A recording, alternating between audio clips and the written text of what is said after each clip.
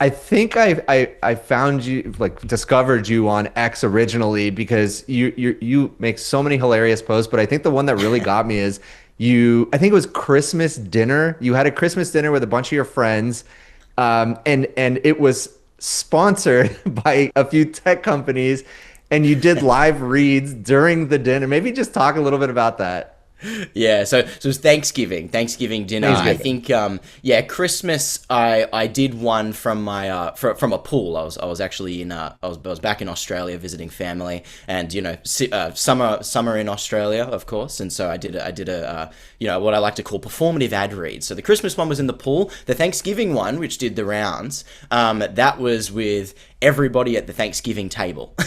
And so I figured, you know what, this would be kind of funny. I mean, of course, you have the whole trend of like performative coding, right? Or yeah, like performative 996ing. Whether some people are 996ing performatively or not. We can sort of we can take that on a case by case basis. But I wanted to sort of make fun of, it's like, oh, okay, well, like, oh, I'm going to be grinding on Thanksgiving, right? I'm going to be working on Thanksgiving to escape the permanent underclass or something. And so I decided to do an ad read for my presenting sponsor for Mott's at the time, and I think the caption was something along the lines of, you might be coding on Thanksgiving, but are you brave enough to do a performative ad read? And of Yeah. course, I got all my friends in the background, and it was almost like a Thanksgiving grace. But to my presenting sponsor, I did really really well.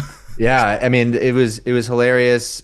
You are on the frontier of media, obviously, and then but you've been unemployed for a little while. Tell us a Yes. little bit about, like, seriously, what is members of the technical staff? What are you trying to do with it?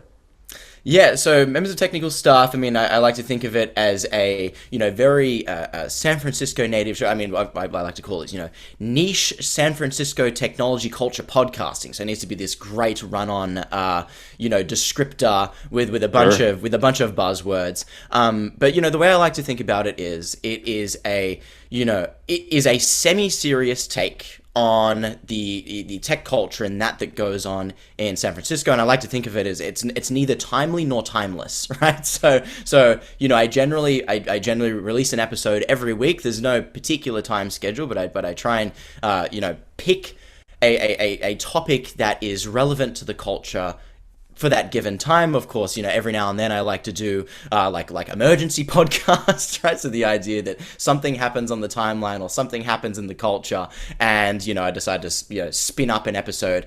And yeah, it's meant to be poking fun at myself, poking fun at what goes on in San Francisco, because I think I think a thing that is important for us in technology now to recognize is that we have not been the underdogs for quite a while, right? So like we in technology, I think a lot of us tend to take ourselves very, very seriously, right? I mean, Yeah. like technology, it's a very important part of the U.S. Economy and the world economy. And so, I mean, I like to just poke fun at it, right? Poke fun at it, poke fun of myself. And, members of technical staff tends to be a commentary on that, right? Poking fun of San Francisco culture and just documenting what happens in the center of the universe. That is San Yeah. Francisco. Beyond the humor, which of course I appreciate and think you do quite well at, you also bring some realism to the conversation in an industry, in a town that has so much hype. It's easy to get carried away from time to time. Is that a conscious decision, or is that just something you're doing naturally, bringing that Um, realistic take? It's a good question. I mean, I think there is a little bit of both. I mean, I think, if there's one thing that you get, that gets sort of thrust upon you when you're brought up in Australia, it's a sense of tall poppy syndrome, right? The idea that nothing is ever good enough, right? No one's ever good at anything, and anybody that rises above, you got to chop them down to size. And so Yeah. and I do think, I think the great thing about the US and San Francisco, Silicon Valley as a whole, is that there really is none of that. But if there is anything that's sort of like always in the back of my mind, it's always to sort of question things a little more, perhaps, than those of us in Silicon Valley do. I tend to also just be generally I like to I like to think of myself as almost like anti-hype, right? It's like, okay, if something's come out, right, everybody's sort of losing their minds over this thing. I always like to think, okay, just take a step back. What is actually happening here? And so I really just try and sort of, if I'm not poking fun at some sort of hype cycle, that's what I'm trying to do. I'm trying to just take a step back and just think, okay, is everybody just crazy posting, or is what is happening like super super important? I think the answer almost all the time tends to be a bit of both. Right. It's like there tends to be a lot of crazy posting, but as we probably all know, like what is happening now in tech is it's pretty awesome, right? And a lot of cool things are being done. So I just try and take that middle ground, right? That is a conscious decision of mine for sure. So Jayden, we can't have you on the show without asking you to give us a state of the niche San Francisco tech culture update. So what is going on, please? So I think generally, and it ties in well to the previous question. I do feel like there is a almost like a real sense of anxiety, actually, right? Almost kind of going back to sort of like 2023 levels of anxiety, in which you sort of had the release of ChatGPT and then subsequently GPT-4, right? And then so sort of like what kept feeling like a step change, right, one after the other. I mean, with sort of Claude Opus, right, or and Claude Code towards the end of last year, that feels to me, and I think to a lot of people in the Bay Area, that feels to be another one of those step changes, right? And I think those of us that have written code, right, or those of us that are even like building apps, those sorts of things, I think we're really feeling that step change again. And so I think naturally with it comes a lot of anxiety, right? All the timelines are moved. Like, they become much more aggressive. AGI 2027 is back on the cards. It probably wasn't back on the cards in, say, maybe fall of last year. And because so many of us here in San Francisco and the Bay Area are engineers, right, we tend to index off of that. It's like, okay, cool. Well, if my workflow has changed so significantly in the last year, what does that mean for every other industry? So, the discourse around the permanent underclass is back, right? The discourse as of, maybe we don't need coders anymore in 1 year. All of this sort of thing is back. And of course, we kind of have all of this other stuff happening, of course, OpenClaw, Maltbook, and right, everybody getting a taste of, what does it look like to have all of these agents interacting with each other and making decisions autonomously. I would argue that that's been happening on Reddit for quite a while, but Maltbook sort of put it into the fray, put it onto the timeline, and as did OpenClaw when it comes to a lot of this, sort of. It's more like personal computer use, right? Different applications as context, and of course the project being open source. So that's sort of my round the world take, is that the anxiety is back. Yeah, and the job and anxiety. I want to ask about that for a second. Is the anxiety that people don't feel like they can keep up? Is it's moving too quickly? Is it the uncertainty of? Is it a mixture of it? Like, what is actually? I feel it, by the way, just to be clear. And for me, it's a mixture of all of them. But what are you hearing? What are you feeling yourself? I mean, I would absolutely say that it's a mixture of all of them. I mean, I think, I can imagine that, if, you've gone through, a CS in college, right? Computer science in college, and you've really tried to excel at this thing. And I mean, over the even pre-COVID, right? It was almost like a given in which you would go do CS at college, you'll come out and you'd be on six figures, right? And there was real bloat happening in Silicon Valley. I would say, in the 2010s, just in terms of like the amount of jobs available, and so it's like. Now that all of this is sort of wearing off, the workflow is changing, and I think I do think it's like, okay, maybe it's a crisis of purpose, right? If those that have sort of tied their identities to writing code for quite a while, I think the uncertainty is there as well, right? Because it's kind of like we have this incredible whiplash of like fall, maybe we're sort of fall 2025. It was like that S curve in progress, or what felt like it was sort of flattening out. Right. And so, and then you have the step change of Claude Code. And so I think it's a mixture of all of those things, right? It's like, okay, well, if my job and how I do my job, right, as a software engineer has changed so significantly in 1 year, and I'm able to essentially offload a lot of my written work to Claude Code, or maybe multiple instances of Claude Code, which a lot of people are building with now. What does that look like for me in a year from now, right? What does that look like for everybody else? In terms of my own anxiety, I mean, obviously, I don't write code a whole lot anymore. I've not done so since since starting the media venture. But I think for me, I just try my best not to index off of software engineering, because I think it's a unique, tech is unique in that it's probably one of the only industries in which you can take your MacBook to a cafe and you can go ahead and spin something up, right? You can vibe code it now, right? You can get Claude Code to actually spin it up for you. You can attach a Stripe link to it and you can start making money straight away. Yeah. Whereas a lot of these, even other areas of knowledge work, I would go ahead and say, they're bound by regulation. I don't think accounting is going away anytime soon. I don't think the lawyers are going away anytime soon. Not until you can hold an AI liable in court. So right. I always try and think about, okay, well, yes, the pace of engineering, right? The pace of spinning up apps, right? These workflows have changed completely. I don't think that's the case for these other industries. And so I'm always trying to think about, okay, maybe it's time for me to step out of San Francisco for a bit if I'm feeling angsty myself. So we were just talking about the Matt Schumer article, which I'm sure you saw. Yes. Yeah. And he talks about why the industry started with code. And it was a logical starting place for a lot of reasons.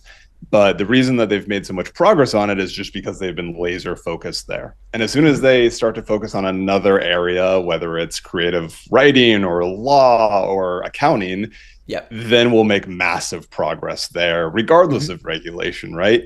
And so I guess the question here is, of all of the platitudes that are being thrown around right now, what do you find yourself disagreeing with the most? Is it the white collar bloodbath? Is it the hyper deflationary ability of AI? Is it, what do you find yourself kind of smirking to yourself and being like, that's not going to actually happen? For sure. Yeah, I do feel like the discourse around the white collar bloodbath is, one, it's a little bit off-putting. I mean, I know Dario, he's made these statements over the last couple of years, really. So I mean, I think consistency's fine. I don't really understand like how productive it is. I mean, I don't want to like sort of attribute any sort of ulterior motive or whatever. I mean, I generally I do believe that these researchers and these AI leaders, I do tend to believe that they're doing their life's work and are totally well-meaning. It does seem to me that I think until this technology can essentially one shot, and I guess what I mean by one shot is like get these tasks right 100% of the time, right? Because I do think that once you step outside of like writing front end applications, right? Like I think the accuracy is super important, and I think when it comes to something like accounting, when it comes to something like legal, like accuracy is insanely important, and I seriously do think that, and until you can hold an AI liable in court, like a human has to be in the loop. And so, I do like the idea of like augmentation rather than automation. I mean, I do feel like all of these workflows, all of these white collar jobs will be augmented from, for years to come. I mean, it's hard for me to agree with the idea that, we're going to lose a lot of these jobs in the next, say, year, right? I mean, I know Dario last year, he said sort of in 1 to 5 years, if I recall correctly, he's at Davos. I mean, he's sort of shortened that timeline a little bit. To me, it just seems that, and until that accuracy is there, I mean, I feel like a human is just going to have to be in the loop always. Right? Yeah, Jayden, I tend to agree with you. And Balaji put out a post maybe a month or two ago where he talked about how AI agents right now, they can really do middle to middle really well. And that middle is expanding, but there are still humans on both ends, on the front side prompting, on the back side verifying. And that prompting and verifying is going to be there at least for the foreseeable future. And I tend to agree with that. That's at least what I'm experiencing and again, like what we're doing at our company. We are on the frontier of automating things, and I'm busier than always or than ever. And we're still doing the prompting, we're still doing the verifying, and there still needs to be a human. And as you said, there needs to be somebody to blame. Maybe the laws need to change a bit. I don't think frontier labs are going to say, okay, yeah, blame us if our agent does something wrong. I think ultimately it's going to be the company providing the service. But yeah, I don't know. What do you think? Laws need to change? It's hard for me to say. I mean, and of course, you know, the frontier labs. I mean, you know, they're always talking with these Congress members, right? I mean, and I would even go as far as saying that you know, someone like Dario and Anthropic have been pushing for regulation, you know, more so than the other labs. And I say this, they've been doing it publicly more so than the other labs have been doing, you know, for the last few years. And so, you know, it's sort of hard for me to say. I mean, I think. It's like it's going to be something that probably happens behind closed doors, right? The regulation side, and you know, a lot of the discourse that happens online, you know, I tend to get a little annoyed at because it's never very specific. It's either like you know, like we need to like pause AI. It's always like, well, Right. we just need to either shut it all down, or like nothing needs to be done, and we need to accelerate at all costs. Of course, me being the professional podcaster, you know, I tend to be on the accelerate at all costs, which is yeah, it's like yeah, cool, like, we must accelerate. Whereas a lot of the researchers be like, no, let's calm our jets here. You know, like, we need to focus on some alignment problems. And so, you know, actual policy prescriptions. It's difficult. I mean, you know, I think the only thing that I could probably say is that, you know, I think the messaging from these labs really matters, right? I do think that, you know, I do seem to think that like lines like 20% unemployment in 1 to 5 years coming from the top. To me, that seems kind of counterproductive, because I'm always like my brother in Christ, like, you're making the sandwich, right? You're building the thing. like you know, it's like, I get if you're trying to get it regulated, but you know, I tend to be behind like just better messaging, right? Because otherwise we're probably going to get some regulation that comes down the pipe, maybe as early as the midterms, that is just much more blunt than we want, right? I mean, you know, we already have sort of both sides of the political aisle using sort of data centers as that you know, as like the nails to hit, right? It's like whether it be an electricity thing, a water thing. So yeah, that's what I'm probably most concerned about, and that's probably where the regulation will come first. Is my guess, totally uneducated guess. No, I think it's spot on. Matt and I talk about the messaging problem quite a lot. And if you look at public sentiment, I think there was an article that was released after the Super Bowl, and 25 to 30% of the ads in the Super Bowl were AI related. And as a result, it seemed like public sentiment around AI hit an all-time low. And so clearly we're communicating this incorrectly. I mean, you saw it, right? Anthropic just said they were committing to paying for the delta in electricity prices anywhere that they put a data center. So I think, like, I would like to think that's going to have a positive impact on sentiment. I think that is the right move, regardless of sentiment and reception. But I don't actually know. I don't actually know if that's going to. It's like, all right, you know, if you're receiving this from the outside and you're like, okay, thanks, but how am I going to keep my job a year from now because of the stuff you're doing? I still think there's like a lot of fear and uncertainty out there that needs to be addressed. Yeah. If you look at the difference between. If you look at the difference between the sentiment in China and the sentiment in the U.S., it's quite stark. You know, in China, it seems like they really focus on the utilitarian aspect of AI as opposed to this godlike intelligence that will take over everything, and that seems to have had a very positive effect into how it's received. Yeah, Jayden, let's bring it back to San Francisco. Let's bring it back to local.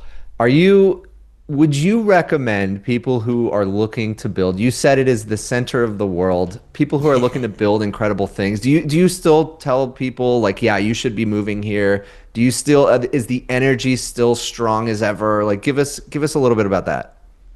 Oh, absolutely. Yeah. 100%. I mean, I think, you know, as much as I talk about like the angst, I mean, the angst is sort of like a secular thing, right? It's a secular thing whenever there feels to be a step change in AI progress, right? Because we're all engineers here in some way, shape, or form. You know, we tend to feel that the most. But with that being said, right, obviously the opportunity feels really, really great. I mean, and quite frankly, it feels, I mean, I've been in the Bay Area for almost 9 years now, and sort of, there's a period in which I was on and off just post COVID, but even pre COVID, when I was here, it all felt pretty like almost like a box, right? It's like okay, what was the most exciting thing happening in sort of like 2017, 2018? I mean, it was probably the cloud, right? And you had sort of like the similar sort of things of like, well, you could, if you go ahead and do this, like, cloud boot camp or something, you can go ahead and make 300K a year at Google working on the cloud. And it's like, it all just felt, I don't know. I mean, like the cloud's like cool, but I mean,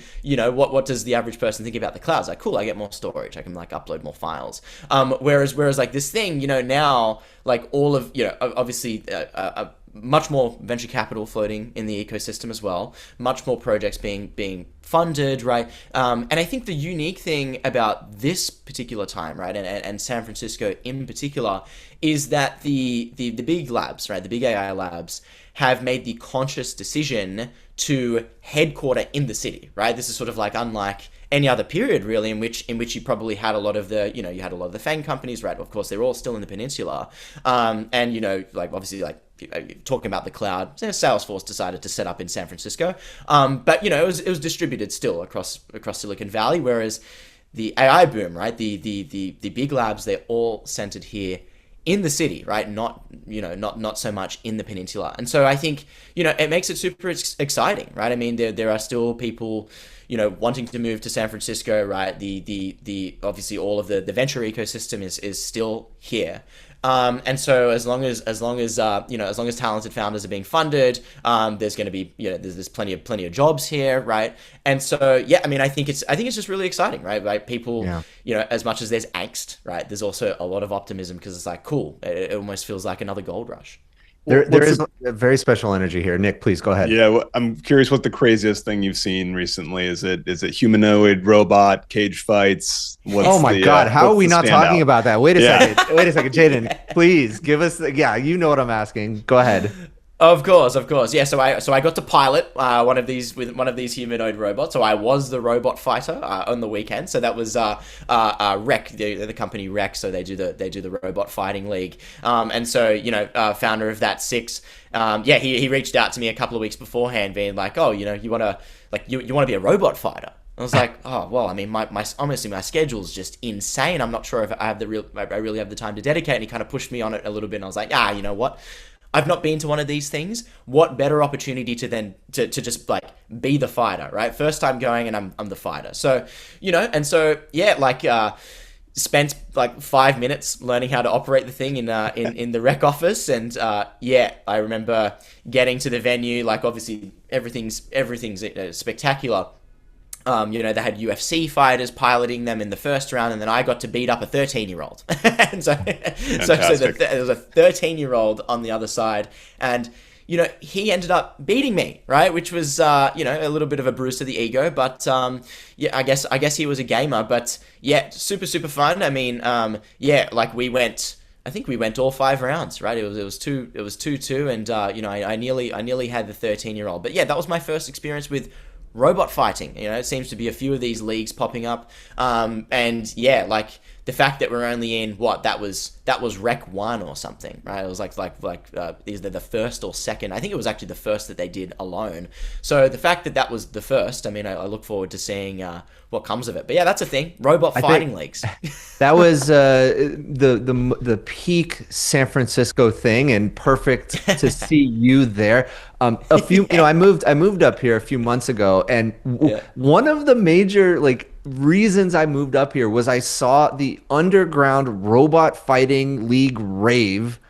And I was like, God, what am I doing? I have to get there. And it's such a silly thing when you say these words in sequence, but you see it and you see the energy, and you see how just on the absolute frontier we are with testing and experimentation. It's just so exciting. So I was very happy to see you, and I caught it live, by the way. I was like, oh, I know him. Yeah.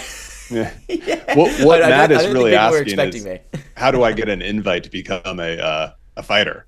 Yeah, Oh, absolutely. I could just give you the intro to six. I mean, I think if you're totally down. I mean, I think yeah, the more of these sort of like niche internet micro celebrities we can get up there, piloting these humanoids and beating up 13-year-old Yeah, kids on the other exactly. side. Jayden, I want to thank you so much for joining. This has been a pleasure. I would love to have you back on the show. Go check them out on X, creatine_cycle. Go check out the MOTS podcast, MOTS, members of technical staff. And Jayden, thank you. Come back again, please. Thanks for having me. I appreciate it. Great way to spend my morning here. Yeah, feel better.